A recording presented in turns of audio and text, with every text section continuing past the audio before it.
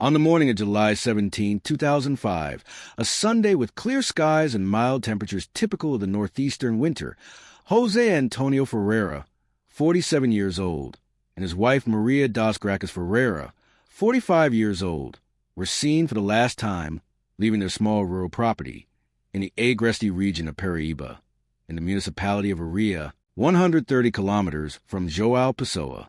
The couple, known locally for their yam and cassava production, had informed family members that they would attend the Sunday market in town and then attend the baptism of their nephew, the son of Severino Ferreira, Jose's brother.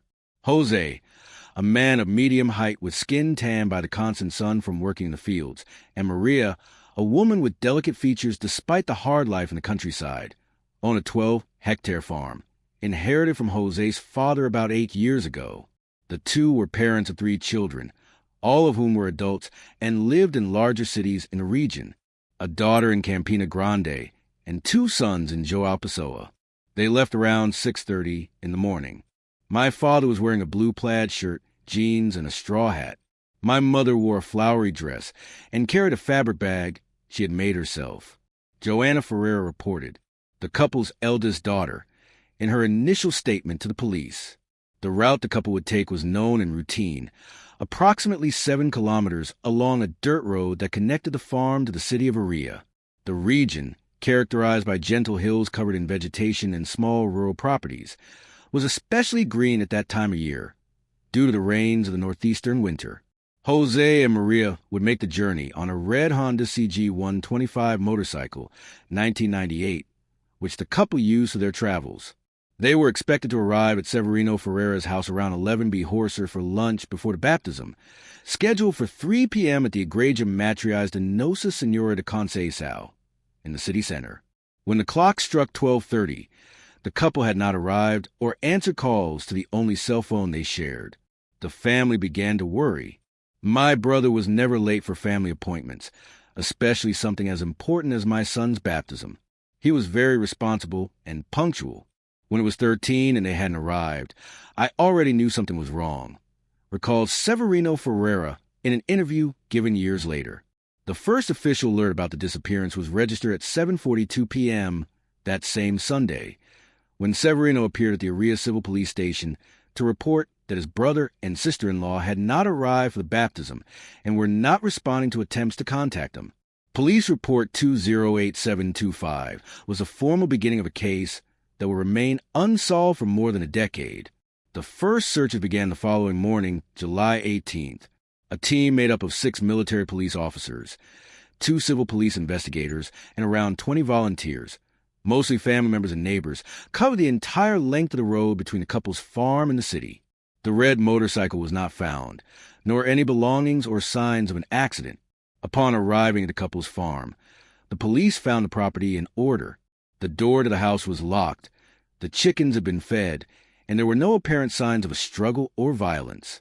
The only anomaly was the absence of the 2 dogs the couple raised, a medium-sized mutt named Valente and a younger female dog named Papoca. It appeared they had left normally and intended to return soon, as they said they would, reported Sergeant Claudio Mendez, one of the first officers to arrive at the scene. If you want to follow more cases like this, which shake up society as a whole and reveal hidden truths, subscribe to the channel so you don't miss any investigations. The formal investigation into the disappearance of Jose and Maria Ferreira began on Monday, July 18, 2005, under the responsibility of Delegate Renato Albuquerque, then head of the Aria Civil Police Station. Given the absence of signs of violence on the couple's property and the disappearance of the motorcycle, the initial hypothesis worked on by the police was that Jose and Maria could have suffered an accident in a more isolated part of the region. We expanded the search beyond the main road, checking all the trails and alternative routes within a 20 kilometers radius around the farm and the city. The police chief explained in a report dated July 25, 2005. We even used teams with sniffer dogs provided by the Campina Grande Fire Department, but no trace was found.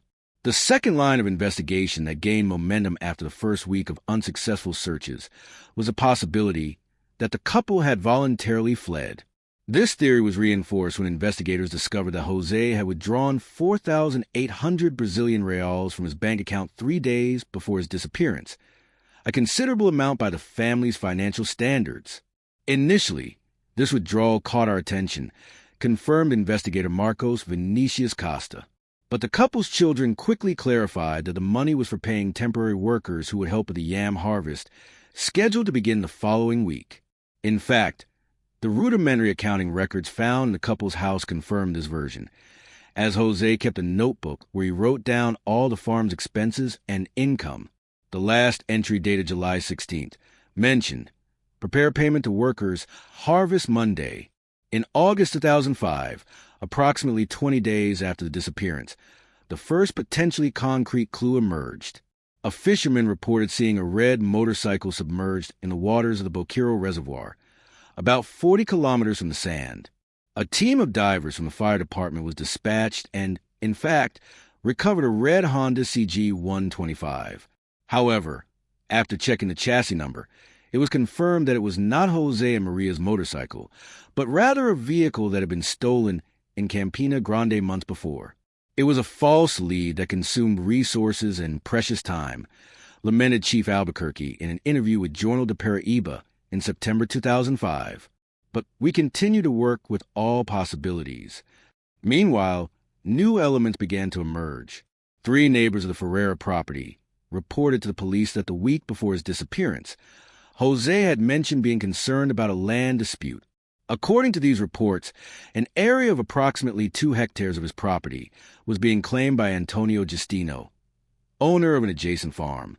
Jose told me he received an offer to sell that part of the land, but refused. After that, he began receiving veiled threats, said Joaquim Nascimento, a neighbor and longtime friend of the missing couple. Antonio Justino was summoned to testify on September 5, 2005. In his testimony, he vehemently denied any involvement in the disappearance. "Yes, I was interested in that strip of land, but we were resolving it legally.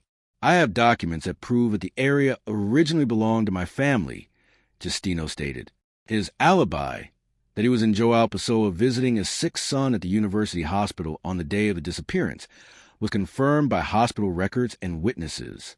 Another line of investigation emerged in October 2005 when an anonymous witness contacted the police, claiming to have seen the couple boarding an inner-city bus bound for Recife, Pernambuco, on July 17th. The police checked passenger records and security camera footage from the Uria and Campina Grande bus stations, but found no confirmation of this information. By the end of 2005, the case was beginning to cool. The Uria police station, with limited human resources, had to deal with new cases while leads on Ferreira's disappearance dried up. In December of that year, the investigation was transferred to the Campina Grande homicide station, where it was reclassified as a missing person case with a possible homicide pending investigation. Between 2006 and in 2007, little new information emerged. The family hired a private detective, Sergio Meneses, who conducted his own investigation for approximately 8 months without conclusive results. I followed some leads in Recife and even in Serra, based on reports from people who claimed to have seen the couple, but nothing was confirmed. Meneses explained in a report delivered to the family in August 2007. In 2008, the case gained brief national attention when it was featured on TV Globo's Linha to read a program. The exposure generated around 30 new calls with information, all verified by the Paraíba police, but none led to significant progress. One of the theories that gained strength over the years was the possibility that the couple had been victims of a criminal group that operated in the region at that time, specialized in motorcycle theft, and that supposedly had connections with a dismantling and parts resale network that operated between Paraíba and Pernambuco. However, when 2 members of this group were arrested in 2010 for other crimes, both denied any involvement in the Ferreira case. In 2012, the investigation was officially classified as open, without progress, due to a lack of new evidence. For the family, all that was left was a painful wait and an increasingly faint hope of finding answers. The winter of 2018 in Paraíba was particularly rainy. Between April and July, Rainfall in the Agreste region exceeded the historical average by 40%, according to data from the Executive Agency for Water Management of the state of Paraíba. In this case, this climatic peculiarity would be the catalyst that would finally bring light to the mystery that had persisted for 13 years. On May 23, 2018, the former Ferreira farm, which had been sold by the family in 2010 to a merchant from Campina Grande, was renegotiated. The new owners, Roberto Mendonça, 53, and Lucia Mendonça, 49, planned to transform property into a small rural inn, taking advantage of the growing interest in ecotourism in the region. We bought the property because we fell in love with the view and the tranquility of the place. We vaguely knew about the story of the missing couple, but it was so long ago that we didn't pay much attention to it. Roberto reported in a later statement. Renovation and adaptation work on the property began in June 2018.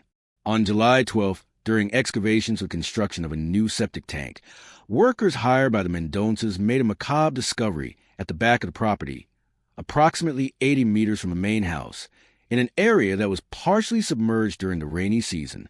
We were digging when the backhoe hit something metal. We thought it was some old pipe or a buried drum. When we cleared the area around it, we saw that it was a large metal barrel, the kind used to store water. Describe Jose Ferreira da Costa, one of the workers who worked at the site. The barrel, with a capacity of approximately 200 L, was buried approximately 1.5 m deep. The heavy rains of the previous weeks had removed some of the soil covering it, making it easier to locate. When workers attempted to remove the container, they realized it was extremely heavy and showed signs of advanced corrosion on its structure. That's when we decided to open the barrel, right there, to see what was inside and be able to remove it in parts. I will never forget the moment we saw what was inside, continued Jose Ferreira da Costa, visibly shaken, even when recalling the scene months later. Inside the rusty barrel, partially filled with rainwater and mud, were human remains in an advanced state of decomposition. There were 2 skeletons arranged in a way that suggested the bodies had been placed in a fetal position to fit into the limited space of the container. The military police were immediately called and isolated the area. Chief Gustavo Nunes of the Campina Grande Homicide Department took over the case and ordered the careful removal of the barrel and its contents, which were transported to the Center for Forensic Medicine and Dentistry at the mall in João Pessoa. The news spread quickly throughout the small town of Aria and surrounding areas. For many long-time residents, the discovery immediately reminded them of the Ferreira couple, who had been missing for almost 13 years. The family was notified and came to the NOL to provide information that could assist in identification. Preliminary analyses conducted between July 13th and 20th, 2018, revealed crucial data. The remains belonged to a man and a woman, estimated to be between 45 and 50 years old, compatible with Jose and Maria Ferreira. Both had fractures in their skull bones, suggesting they had been killed by blunt force trauma before being placed in the barrel. The fracture patterns indicate at least 3 high-force impacts to the male skull and 2 to the female skull, likely caused by a heavy object, such as a piece of wood or a metal bar, explained Dr. Claudia Rodriguez, the forensic doctor responsible for the analysis. Along with the remains, fragments of fabric matching the descriptions of the clothing the couple was wearing on the day they disappeared were found, including buttons from a plaid shirt and parts of a floral patterned dress. Also recovered were a partially deteriorated men's wristwatch and a gold wedding ring with the initials Joe and M engraved inside. Joanna, the couple's daughter, confirmed that it belonged to her parents. The definitive identification came on August 2nd, 2018, when DNA testing results compared with samples provided by the 3 children confirmed that the remains were indeed those of Jose Antonio Ferreira and Maria das Graças Ferreira. The report concluded that both had died from head trauma, likely occurring on the day they disappeared, July 17, 2005. The death toll lasted 13 years. It's anguish, not knowing what happened, imagining 1,000 possibilities. It's a relief to finally be able to give our parents a dignified burial. But the pain of knowing how they died and that they remained there all that time so close to home is indescribable. Pedro Ferreira, the couple's youngest son, expressed in a press conference the day after the confirmation. Leave your comments. Never give up on the truth if you believe that all missing people deserve to be found. With the confirmation that the remains found belonged to Jose and Maria Ferreira, the investigation, which had cooled over the years, gained new momentum. Chief Inspector Gustavo Nunez formed a task force dedicated exclusively to the case, recovering all the material from the original investigation and reanalyzing testimonies and evidence in light of the new discovery. The location where the bodies were found tells us a lot. The chief explained in a press conference held on August 10, 2018. The burial was in an area of the property that was not frequently visited, partially covered by dense vegetation and flooded during the rainy season. This suggests that whoever committed the crime knew the terrain well. A crucial element for the new phase of the investigation was the discovery that the barrel used to hide the bodies did not originally belong to the blacksmith's property. Metallurgical analysis showed that the container had been manufactured by the now-defunct Nordis Metallurgical Company in Recife and had characteristics of barrels used to store agricultural chemicals in the early 2000s. In mid-August 2018, investigators located a purchase record for 6 identical barrels from an agricultural supply store in Campina Grande, dated March 2005. Among the listed buyers was Edmilson Gomez, known as Milson, who had worked as a foreman at the neighboring Aldos Ferreira farm between 2004 and 2006. Milson, then 61, had moved to the interior of Rio Grande do Norte after leaving Paraíba in 2007. Located in the small town of Acari, Rio Grande do Norte, he was brought to testify in Campina Grande on August 27, 2018. He initially denied any involvement in the crime, but when confronted with the evidence from the barrel and informed that his DNA would be compared with traces found at the scene, his posture changed.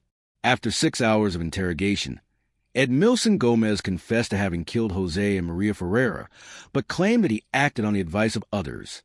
According to his testimony, he was hired by Antonio Justino, the neighbor who was disputing land with Jose, to scare the couple and force them to sell the disputed area. Justino offered me 5,000 reais to convince the Ferreiras to sell that strip of land. He said he needed that land because he had discovered a water spring there that would greatly increase the value of his property, Milson reported in his confession, recorded on video and transcribed in the court case. According to the testimony, on the morning of July 17, 2005, Milson intercepted the couple as they were leaving for town on their motorcycles. Using a pickup truck, he blocked their path and forced them to return to the farm for a conversation. Once at the property, the argument reportedly escalated when Jose vehemently refused to negotiate the sale of the land. "I didn't intend to kill anyone, I swear to God." But Jose became very angry. He said he was going to report the threats to the police. He went into the house and came back with an old shotgun. We fought, and in the confusion, I hit him with a piece of wood. Maria started screaming and came at me, and I hit her too, he confessed, visibly nervous. After the crime, Milson also said he panicked and decided to hide the bodies. He used the barrel he had bought months earlier to store pesticides. He placed the bodies inside, sealed them with concrete, and buried them in the lower part of the land, knowing that the area periodically flooded and would make locating them difficult. I dismantled the motorcycle and sold the parts to a scrapyard in Campina Grande. I burned the couple's documents and cell phone, he added. Based on Milson's confession, Antonio Justino was preemptively arrested on August 30th, 2018. In his defense, he claimed to be unaware of Milson's plans to use violence against the couple and denied ordering the crime. However, investigations into Justino's bank accounts revealed a withdrawal of 5,000 Brazilian reals 2 days before the crime and a deposit of a similar amount into Milson's account 3 days later. The trial of Edmilson Gomez and Antonio Justino took place in March 2019. Milson was sentenced to 32 years in prison for double homicide, concealment of a corpse, and other related crimes. Justino received a 28-year sentence for ordering the crime. Both are serving sentences at the Geraldo Beltrao Maximum Security Criminal Prison in João Pessoa. The discovery of the truth and the conviction of the guilty brought a mix of relief and renewed grief to the Ferreira family. On September 15, 2018, Jose and Maria's remains were finally buried in the Aria Municipal Cemetery in a ceremony attended by hundreds of people from the local community. My parents were simple people, rural workers, who just wanted to live in peace on their land. They were killed out of greed for a piece of land that to them was more than property. It was history, it was life, reflected Joanna Ferreira during the funeral. Now they can rest, and we can move forward, knowing that justice, albeit late, has been served. The Ferreira case prompted significant changes to disappearance investigation protocols in Paraíba. In 2020, the Jose and Maria Ferreira law was enacted, establishing stricter procedures and specific resources for missing persons cases in the state, including the creation of a genetic database to facilitate identifications. Future, the property where the crime occurred and the bodies were found remains in possession of the Mendonça family, who abandoned plans to build a guest house and maintain the site as a small ecological reserve. At the exact spot where the barrel was unearthed, a simple memorial was erected with a plaque that reads, Jose and Maria Ferreira. May the truth always come to light, no matter how deeply it is buried. In 2023, the case was the subject of an award-winning documentary titled 13 Years Under the Earth, produced by a national broadcaster that explored not only the details of the crime, but also the family's struggle for answers and the flaws in the investigative system that allowed the case to remain unsolved for so long. For the older residents of Aria and the surrounding region, the Ferreira story has become a kind of local legend, a grim reminder that secrets, no matter how well kept, have a habit of emerging when least expected. For the investigators who worked on the case over the years, it was a lesson that no detail is too small to ignore, and that persistence, even in the face of scarce clues, is essential for justice to prevail. A case is never truly closed until we find the answers, reflected Chief Inspector Gustavo Nunes years later. Time can be both an enemy and an ally in the search for the truth. In the Ferreira case, it was time and rain that finally revealed what the earth had been hiding for 13 years. If you've watched this far, it's because you care about these cases that mark families forever. Leave a comment saying, I watched this far so I can get to know you and know who truly cares about the search for the truth. Don't forget to like and share this video so more people know this story and so other cases like this can gain visibility and perhaps find the justice they deserve.